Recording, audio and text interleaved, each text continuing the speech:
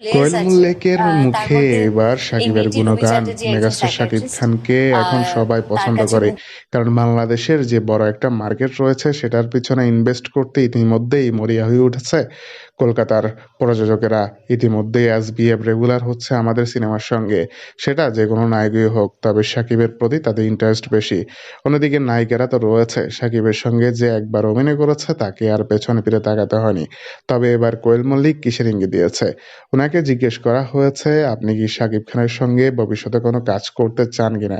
তবে তিনি ইঙ্গিত দিয়েছে আমি চাই, তবে এটা খুব শীঘ্রই হতে যাচ্ছে।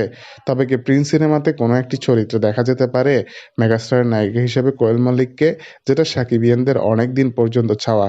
তবে ইতিমধ্যেই কোয়েল মল্লিক কিন্তু অভিনয়ে ইরেগুলার রয়েছে।